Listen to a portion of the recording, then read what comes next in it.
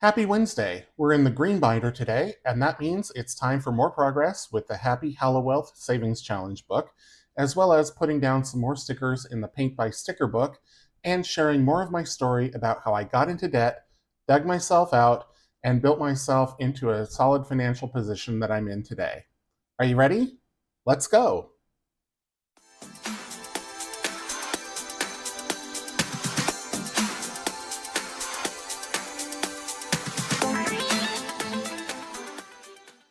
Hi, and welcome back to Ready, Budget, Go. My name is Drew, and around here we talk about saving money, household budgeting, and achieving our financial goals. So if any of those sound like a vibe to you, please consider subscribing, hit the like button, and leave me a comment down below, because I'd love to hear from you. Like I said at the intro, we are back in the green binder, and in here I have only 2 envelopes right now because we finished The Life of a Creator last week, but we've still got work to do in Happy Hallowealth, and then more to do in the Paint by Sticker Savings Challenge book. So let's get started with Happy Hallowealth. I'll take that out right now. This is still available in my Etsy shop, and you can still get it with the 3 dice that are custom. They are Halloween themed, so they've got a skull for the one position. All the others are just the normal faces. So let's open it up and let's see how far we can get. So we're going to start with Black Cat Witch Hat. And let me get out my scratch tool here. We have quite a few left to scratch. It looks like 4, 5, 6, 7, 8, 9, 10, 14 left. So I think I'm going to roll 2 of these D6 dice. And we'll scratch number 9. 4, 5, 6, 7, 8, 9 right here. So if this is a cat, then we need to save an additional $10 for making 3 in a row. If it's a witch hat, then we'll just save $5 for the scratch. Either way, we're going to save $5. And it is a witch hat. So we'll save $5 for the scratch, but we don't have 3 in a row just yet. And as always, I'm going to save about $100. It'll probably go a little bit over. I never save less than 100, but it's hard to hit 100 exactly, no matter what kind of savings challenge you're doing. So, okay, $5 there. Now let's move over to Double Double Toil and Trouble. And it says, savings are brewing. Roll 1d6 die. If the number rolled is even, save that amount. But if you roll an odd number, save double the amount shown on the die. So before I do that, I'm going to get out my orange Sharpie here. And we'll give the die a roll, and we'll see how much we save. So 4, and 4 is even, so we're going to save exactly that amount. So I'll write 4 here. And we'll take out 2 2s. And we'll move on to the next challenge. Up next is Going Batty, and stupidly I didn't take out the stickers. I have a habit of not doing that, so let me get the sticker sheet out. This comes with the book when you order it on my Etsy shop. And you have Raven stickers for the Raven About Savings Challenge, and you have Bat stickers for the Going Batty Challenge. I also need to take out my sticker applicator. Probably don't need it for these bigger stickers, but I'm kind of in the habit of using it now, so I'm going to grab it. So let's do one of these down here in the corner. So I'll just peel that off here. There we go. And I'm going to stick this one, let's see. How about right here at the edge of the branch? That looks like a good spot for it.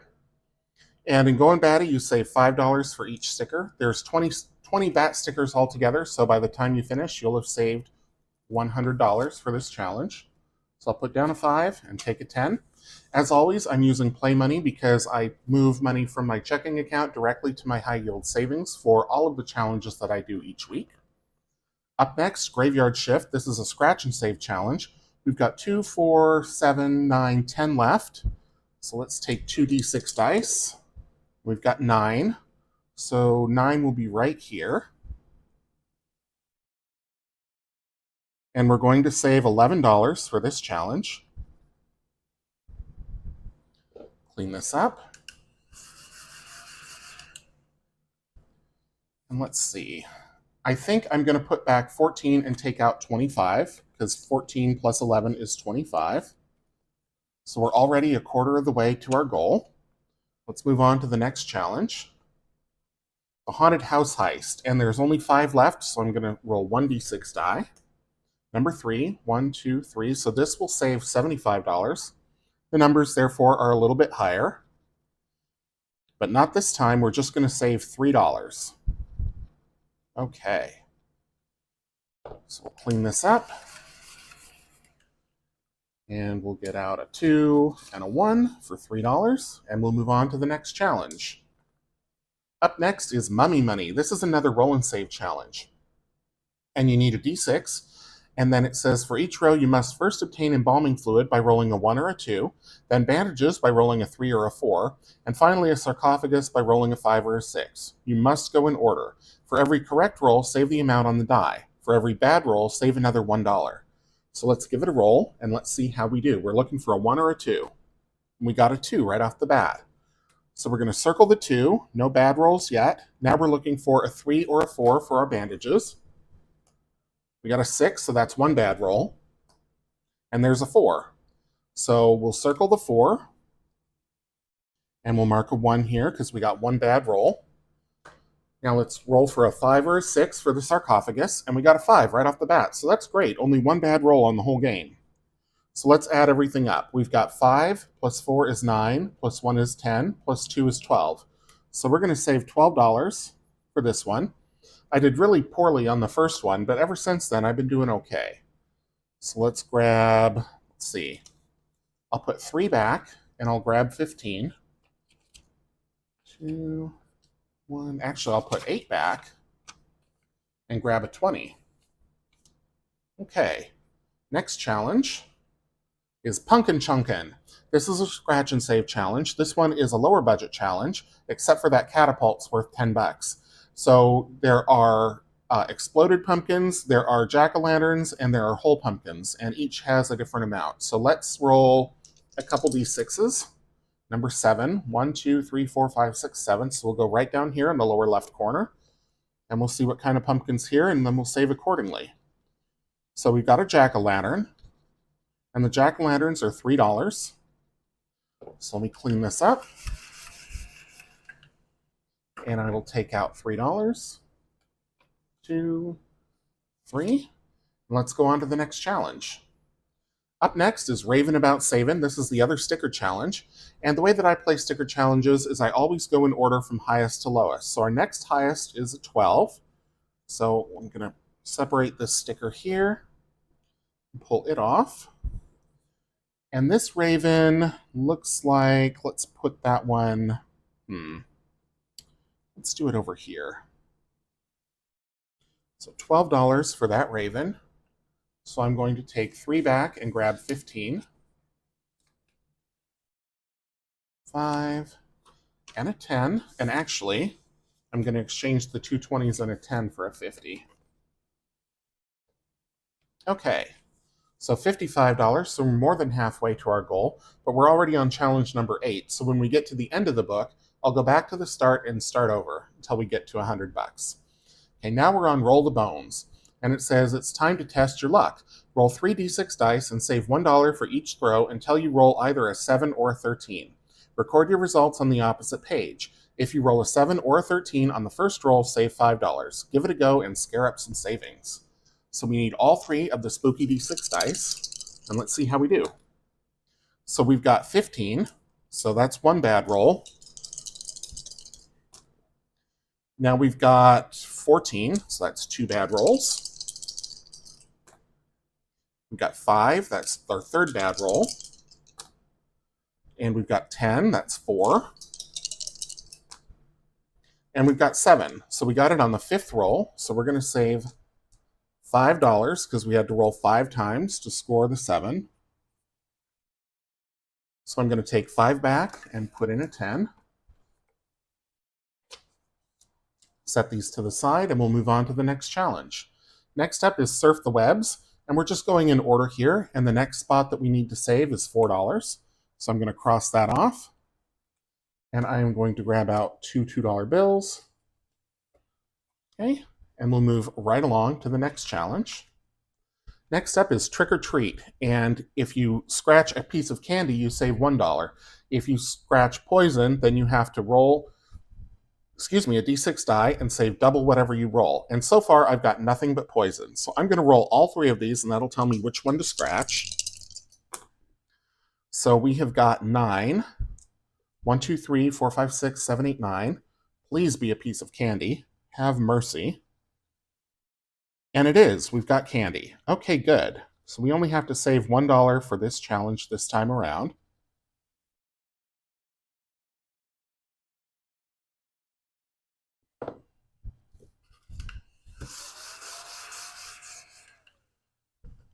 So let's see. I'm going to put back 4 and take out a 5. And we'll move on to the last challenge in the book, which is Which Witch. And this one is a scratch and match challenge. So every one you scratch, you save $5. And when you make a matching pair, you save another $5. So let's give it a roll. And we've got number 9 again. 1, 2, 3, 4, 5, 6, 7, 8, 9. So we'll scratch right here. And this is a new witch, so I don't already have her. So I am just going to save $5 for the scratch. So I'm going to put back 15 and take out a 20. So we're at $70. So we still have $30 left to save, and we're going to go right back to the front of the book. And back to Black Cat, Witch Hat. So let's roll all 3 this time. What the heck? And we've got 6, 8, 4, 5, 6, 7, 8. So right here. And it looks like there's nothing that will give us a 3 in a row from this spot. So we're safe. We're just going to save $5, but I'll still scratch it, of course. So we've got another cat. So if this one is a cat, then we would save another $10, but I don't know, because there's also 2 cats here. So we'll see how that goes. I don't remember where I put anything, and I don't think I had any that overlap, but we'll see. Okay, so $5 for that scratch. We'll move on. The double, double, toil and trouble. So we're going to roll a d6. If it's even, we save that amount. If it's odd, we double it. And it's odd, it's a 1, so we're going to save $2. So we'll take out a 2, and we'll move on to the next challenge. Up next, now we're back to going batty, so we're going to take another bat sticker. And this time I think we'll take one from the lower right. Come on, you. Oh, no cooperation. There we go. Okay. And this little bat I'm going to put right up here at the apex of the sky. And I will save $5 for that, so I'm going to put 5 back and take out another 10, or a 10, I should say. So we're up to 82, so we've got 18 left to save. Moving on, now we're back to the graveyard shift. 2, 4, 7, 8, 9 left. So let's roll 2d6 dice. Number 6, 1, 2, 3, 4, 5, 6. We'll go right here. This is a $100 saver. We've had a 15 at the high end and a 1 at the low end. And it looks like this time we're going to save another $3. Clean that up. Put back a 2, take out a 5. And we'll go on to the haunted house. There's 1, 2, 3, 4 left, so we'll just do 1d6. We got number 1, so we'll go right here. Hopefully it's 15 or less. I don't think there's 2 15s, but let's see. $4. Okay, so we got 2 low ones this time, because we had the 3 the last time around. Clean that up. 2 and 4. Move on to the next challenge. Mummy Money. There's only 1 spot left to play this, so I am going to skip this for this time around, and we'll go to Punkin' Chunkin'. Let's roll a couple d6s. 2, 1, 2, so we'll go right over here. And we got another jack-o'-lantern, so that's going to be another $3.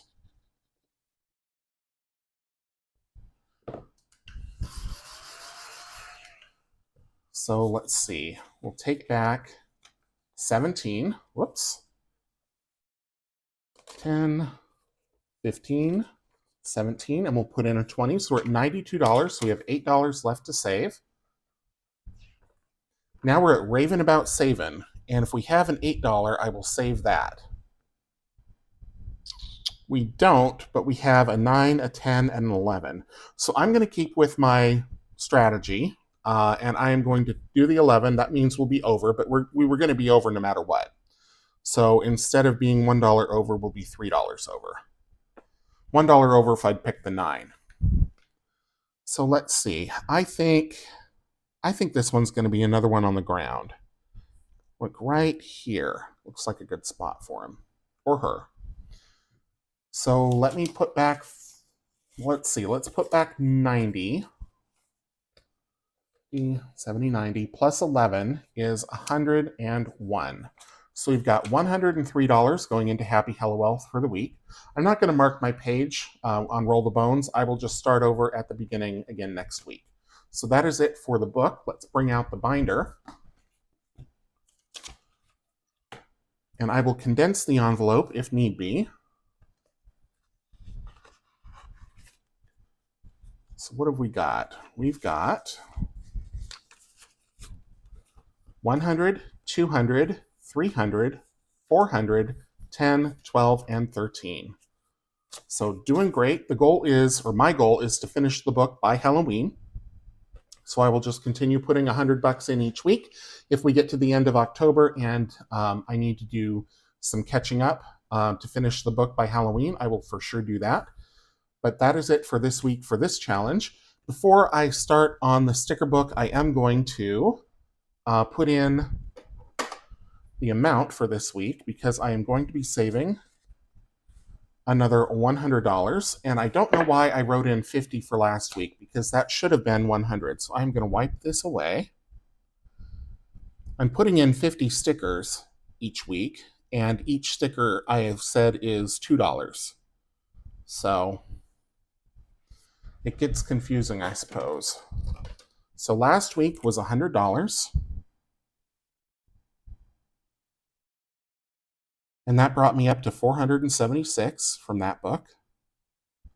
This week will be another $100. And that will bring me up to 576 just for that book. So there was one week where I put in 76, but that was because that sticker page, which was Cairo, had only that many stickers to do. So I just finished the page, called it at 76. And then last week we started a new one in Holland, and that was 100. And this week we'll continue on with Holland, and that'll be another $100.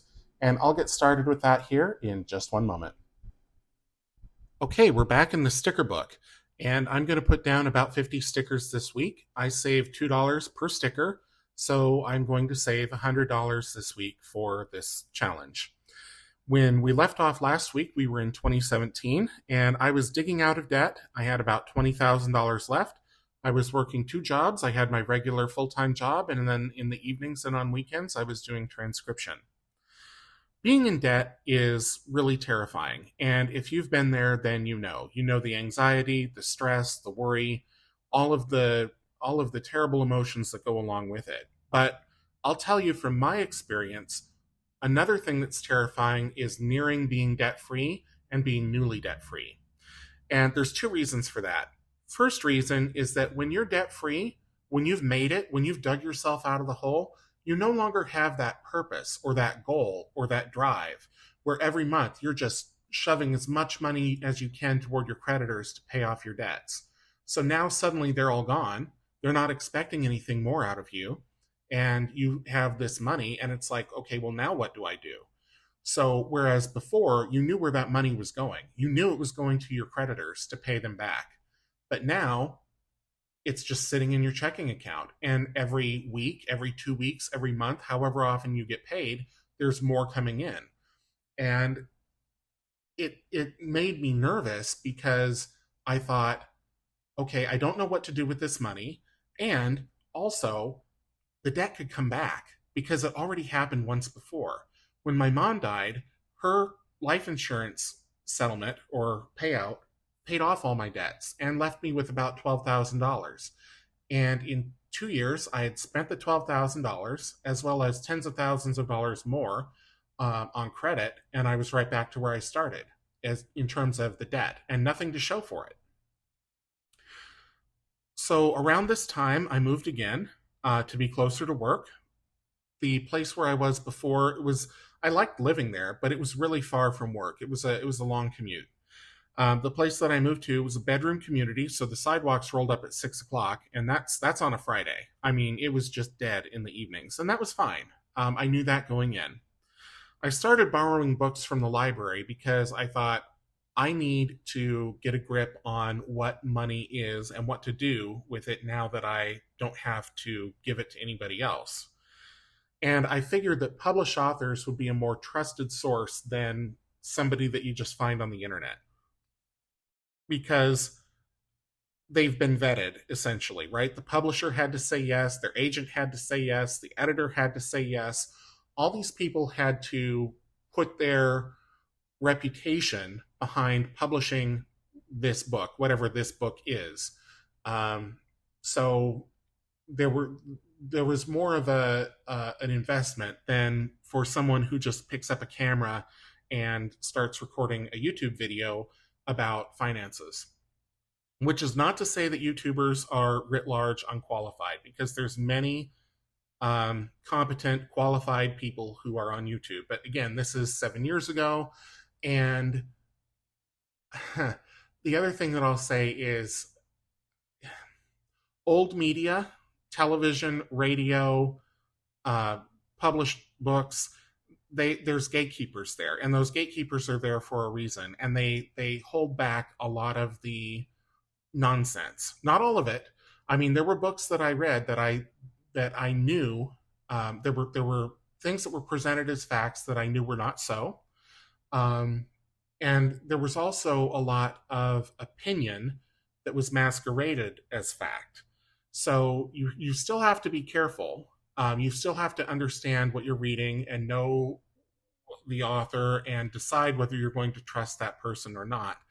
But it's less of a burden than, going to YouTube, Twitter, Instagram, TikTok, pick your social media platform and just typing in personal finance and trusting whoever pops up. A lot of the books that I read were filled with loud voices, and that tends to be a turnoff for me. And it's not just in books, right? I mean, certainly they're on the radio, they're on television, they're on the internet. There are three kinds of people that I think are dangerous when it comes to personal finance content. And those three types of people are screamers, dreamers, and schemers. And each one is dangerous in a different way. So screamers, I mean, people who yell to get their point across, people who get red-faced, who berate others, who tear them down, who do everything in their power to make people feel bad about the choices that they made, don't really rate very highly with me. Obviously, they rate highly with some people because if they didn't, they wouldn't have a platform. I'm not going to name any names. There's more than one person in more than one place. I have seen this kind of behavior from lots of people over the years, including some people that you wouldn't necessarily think would be given to that kind of thing. They start off very serene, and before you know it, they are just going ballistic. So when someone has to scream to get their point across, it makes me question whether there's any substance behind all the yelling or if they're just trying to suck up all the oxygen in the room. So that's one kind of person to be wary of. Another is the dreamers.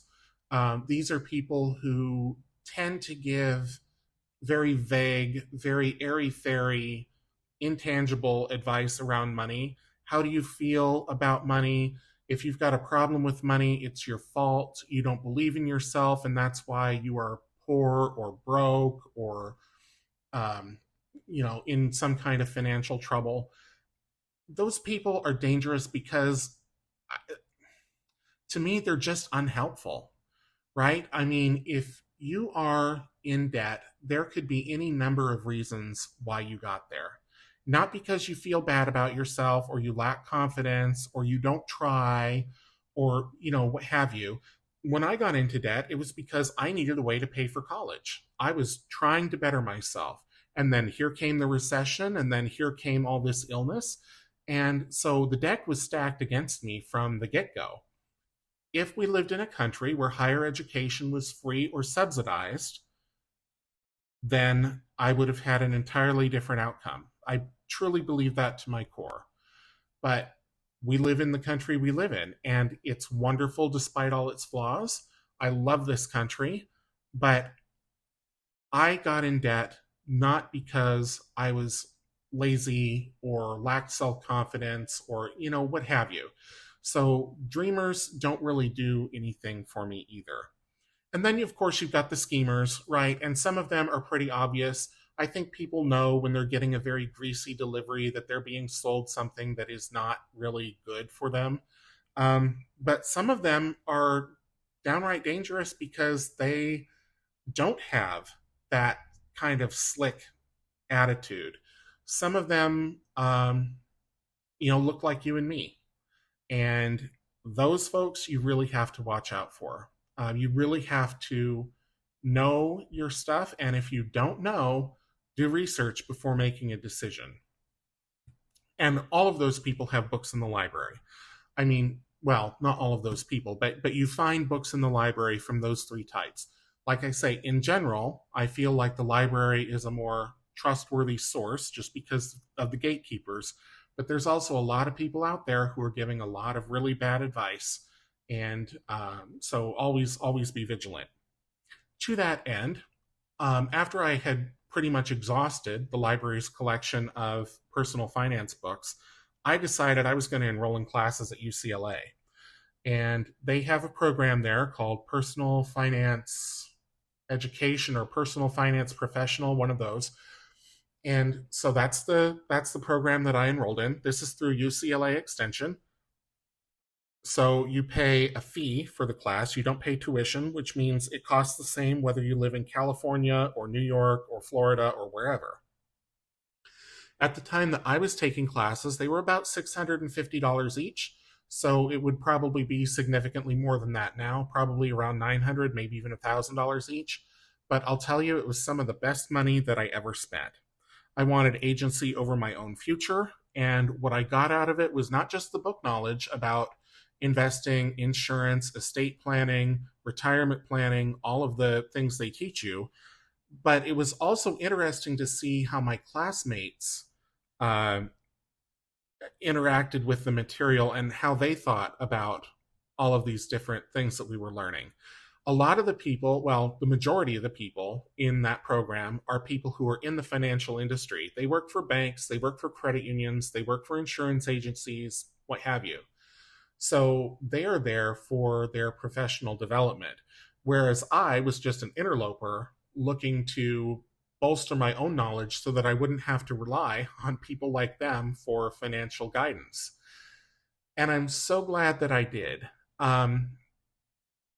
This was before, so the program that I was in ultimately leads to the CFP certification. If you don't know, CFP stands for Certified Financial Professional. It is a nationally recognized credential for people who are financial planners.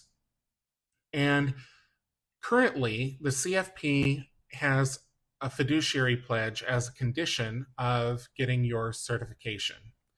If you don't take the fiduciary pledge, you cannot be certificated. And for anyone who doesn't know, a fiduciary is someone who has committed to act in the client's best interest, meaning in your best interest, in my best interest, not in their own best interest. Prior to around 2020, which is when this was implemented, I don't know exactly when, but it was around then. And I was in these classes in 2018. So prior to 2020, the CFP required only the suitability standard, which is a much looser designation. And that means that a CFP, somebody who had that credential, could sell you a product that was good for them and bad for you. They could sell you something that had a commission on it that would go to them. They could sell you a loaded mutual fund. They could sell you any number of financial products that would earn them money, but may not be the best choice for your situation. They would be suitable, meaning that they would hold up against, argument that yes, based on these factors, this is something that a person in your financial situation could buy as a worthy investment. But if it wasn't the best, or if it served the planner or the advisor more than it served you, um, then it would still be okay. The fiduciary standard gets rid of all of that. So you can trust a CFP now. I don't know that you necessarily could then. Certainly, some were good, some were not good, just as in any profession. But now you have a much more solid um, leg to stand on when you work with the CFP. You are in much better hands now. And based on some of the class discussions that we had, I would be surprised if more than 25% of the people that I was in school with who are still in the financial industry today, I would be surprised if they were CFPs. I think most of them were more interested in making money from their clients than making money for their clients. So, one of the things that I learned as part of this experience is that credit unions are not your friend. They hold themselves forth as being a better alternative to banks. Certainly, they are different from banks. They're regulated differently. They have different products, different policies than banks, but they are not necessarily better than. I no longer use credit unions for anything but day-to-day banking. I don't have a credit union credit card. I don't have any credit union loans or anything like that. And were I to need a loan product or something like that, a credit union would be pretty low on the list of places that I would go to get that. So just putting that out there. And not all credit unions are bad. I'm just saying that they are not the better alternative to a bank necessarily. Attending UCLA did delay my debt payoff because I was paying to go to all these classes, but I finally was debt-free in 2019. I opened my Roth IRA in 2020 just as the world was going down the tubes, and I started investing. I opened a commercial brokerage account, and this isn't an investing channel, so please, before buying any kind of investment, do your own research. I don't talk about the investments that I own or what I'm buying, what I'm selling, what have you. I do own securities. I own ETFs. I own mutual funds. I own individual shares, but I don't talk about those here just because I don't. What's right for me may not be right for someone else, and particularly because I have a pretty high risk tolerance, and I wouldn't have that high risk tolerance had I not been in debt. But being in debt, I saw hundreds of dollars going out the door every single month to pay interest on all my credit cards. And I knew that that money was never going to come back to me. So putting the same amount of money into my brokerage account in an investment, if it goes down, I think, okay, the market can always come back up. But if that had gone to credit card interest, there was nothing to gain from it. It was just gone forever. So that is where I'm going to leave it this week. Next week, I will talk about the method I use to stay on top of my finances. This is something that I developed for myself after having gone through the curriculum at UCLA. There are 6 different dimensions to it, and I'll talk about one per week. So next week, I will talk about savings and spending. That'll be the first one. And I look forward to sharing that with all of you. So thank you so much for watching and listening. If you enjoyed it, leave me a thumbs up and a comment down below. And until I see you in the next one, take care.